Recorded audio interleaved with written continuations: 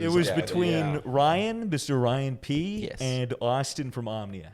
Yes. I think Hurley did a bit too. Got Ryan drunk. Oh, Austin got Ryan so drunk. Well, but they got Ryan each other They got retarded. each other retarded. They kept Last beating time I each saw other. Ryan drunk was like the first PAX we went to. I've Yeah, never that was seen a Ryan. rare No, Ryan. that was a rare Ryan. Shirtless Ryan P drunk is a rare Ryan. We'll explain the shirtless part. So Ryan's just got completely loaded at dinner. The dinner was over. Thankfully, not too much of a disturbance was made, although perhaps a broken wine We glass left or two. before dessert. We don't. Yeah. Oh, Yeah, yeah, that's right, because you guys had I to saw. go somewhere. I'm pretty sure Maxie broke a.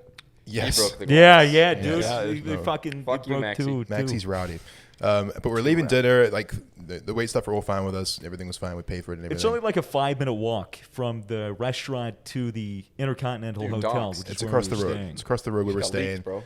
And we're just standing outside regrouping and stuff. And Ryan takes his shirt off. Well, he had his T-shirt on, and it's about 32 degrees Fahrenheit, just about It's zero. freezing. Nice It was and cold. fucking really cold at night in Boston, and so we're running outside saying, "Here, dude, take your jacket, take your plaid overcoat or whatever." Yeah. And he just looked with disappointment, and then ripped his shirt off, and pretty much as a flex that Yes. he What the doesn't fuck? need. And Doesn't need warmth. upon ripping his shirt off, he of course feels immediately very cold. Yeah. And what does he want to warm himself right now?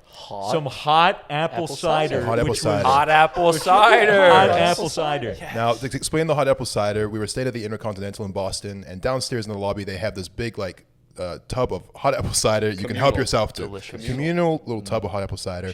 We were very much enjoying it. A great way to heat up Yeah, after the cold. so it's basically just like really hot Apple like cider. apple Shut pie. up. It's like cinnamon apple pie Shut the filling. hell up. non-alcoholic Fuck you. hot apple cider.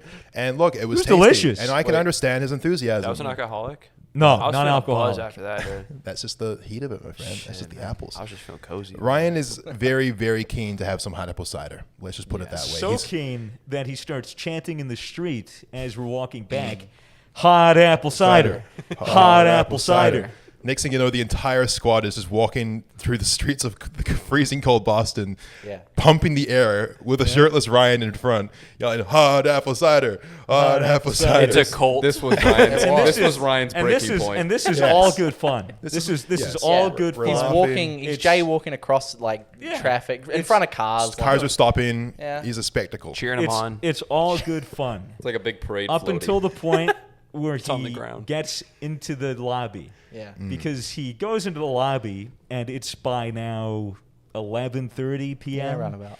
Nice and early still, So he really. comes in, hot apple cider, hot like Screaming it. screaming it, walking in, And I'm just thinking- without his shirt on, and then he takes his shoes off. So now he's shirt and shoeless in the He's getting comfy, Intercontinental like in he's- the That's lobby. just polite. And he goes up to the reception and he goes, "I would like some hot apple cider." And then the guy behind the receptionist, he goes, "Well, you see, sir, we only stock them in the morning during reception, so you know Bad we move. can't- Bad move. We can't get it." And Ryan, Immediate devastation. Yeah. Ryan is a platinum royal ambassador for Intercontinental. Yeah. This guy. No Yeah. wonder they didn't say And anything. so he says, as platinum royal ambassador, Yeah. all I want to do is organize some hot apple cider. And then the guy, the receptionist, goes, "Sir, I understand, but we don't we restock it every morning. We don't have any." And he goes, "Well, I just want you to organize some hot apple cider for me." And Baron- said like that too. yeah, with dude, stuttering. like, Bear in because mind- he's I just super want- drunk. I just want hot apple cider. Yeah, no, bear in mind, like, higher. obviously this does sound pretty ignorant and rude, but Ryan was very, very He was, wasted. and Ryan's a big boy. And You he was- can't just grab him and pick him up and bring him into his cider. room. Yeah. He's No. a big boy. He does what Ryan pleases. He was causing a scene. So anyway, like, the security starts coming up to us and going, "Is this your friend?" And we're Oh, like, "Yeah, dude. yeah." Like, no worries. Like, we're gonna take care of him. Oh, Come on, guys. This is a show. been talking and they've been sitting here saying hot apple cider the whole time. Hampshire. Can we perhaps edit the audio so it's just you two, like, just saying "hot apple cider" for a couple of minutes? Anyway, We're in this lobby. Ryan's making a bit of a scene, although he is being polite for a well, drunken man. I For a mean, shirtless He's He's- being loud, being- but he's asking nicely. He's being polite enough. He wasn't belligerent in a sense where Yeah. he was getting angry or upset with anybody. platinum The royal cunt just ambassador. wanted fucking hot apple cider. He just wanted it. Yeah. And I can't blame him. I honestly can't. But basically, he sat down in one of the chairs in front of a fireplace that was in the lobby, and he was just sitting there, shirt off, just kind of sacked, just kind of chilling.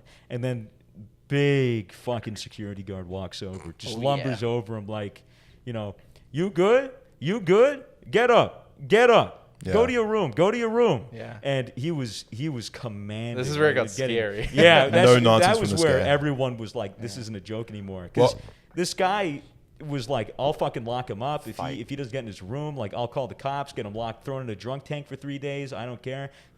And that's where it was like, whoa. Power trip. I gotta say, this is interesting because we saw Ryan later that night, so the rest of the story is quite mysterious to me. Because if he's at this point now, the next I night see him at 2 a.m. I'm pretty sure the next night, did they have hot apple cider? Yeah. They did. So he made some changes. It was Ryan for president. He's basically sitting there, and the security guard is like, you need to go, like, you need to get up to your room, and we're just trying to get Ryan to go into the elevator to go upstairs. And so we managed to get Ryan up, have his shoes and shirt on, and he goes into the elevator. But the guy, the security guard, basically wanted to instigate. Oh yeah. He wanted to have an excuse to throw Ryan in the drunk tank. So he came in the packed elevator with everybody, stood right in front of Ryan, and started talking to him.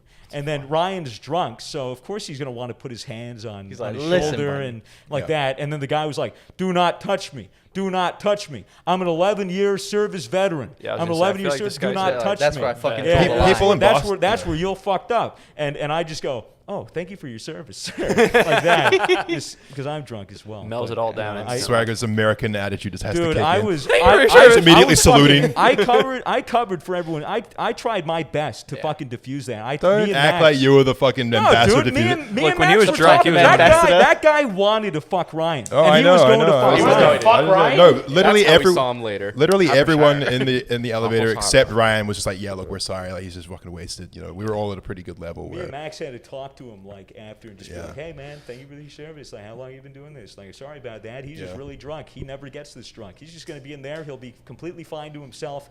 You'll have nothing to worry about. No, that was a fucking lie. And then I ended up leaving, but then I ended up hearing about what he got up to in his hotel room. Yeah. I haven't. So he was drunk for a bit. They had a mini bar, which they cleaned out. All the hard liquor in the mini bar, just completely. Not just in this night. This was done the night before. Dirty? Well, there was a lot. Was it dirty? Oh, it was so dirty. Good for them. They just cleaned it. Absolutely clean. It's good for them. That's good. But basically, Ryan Clorox took a wine glass and wanted to throw it against the wall, so he did. But then he found out that the walls were padded. So you can't actually break anything on the walls. Wait, really? Put me in that room right now. Now, being smart and being Ryan, the floors he just chucked it at the ceiling. The ceiling as well. This is also. why he's a Royal Platinum. So ambassador. I think he ended up shattering 2 wine glasses, and then a third he broke on a table, and the glass shards broke on the table and then went into his leg, and so he started to bleed everywhere. That's why he was bleeding. Yeah. And then I went down before, and he had like a paper towel attached to his he cough. looked great at 2 a.m. Point that out. Well, I feel bad like telling the rest of the story because it doesn't exactly make Brian look that good. No, but dude, it was so fun. He did drink a lot. Long story short, we've all had a night where we just got completely too fucked. 100%. You're just not in control anymore. It was a rare occasion. But then later that night, he seemed pretty fine again. He was great up until he took his shirt off. Well, no, but like after that, me and Smitty saw him. Oh, well, dude. Well, he didn't drink for probably 4 hours in between. Just got on the waters, calmed down. He was all good. Yeah. I guess that was still kind of early. Reading the group chat, and all I see is, "Where's Brian? Don't let him leave. Where did he go?" Need hot apple cider, urgent. And then someone else saying, "I think he just got into an Uber with Fitz," and then everyone's like, "Someone go with them. Someone take care of Ryan," and no one knew where I he can was. just imagine Ryan trying to sneak out of that hotel room, like he's naked up against the wallpaper, perfectly blended in. Just blood, blood just fucking streaking against the wall that he's sliding against. Saving Private Ryan P. Saving Private Ryan P. That's a good shirt. That was probably the most wild tale up until this point.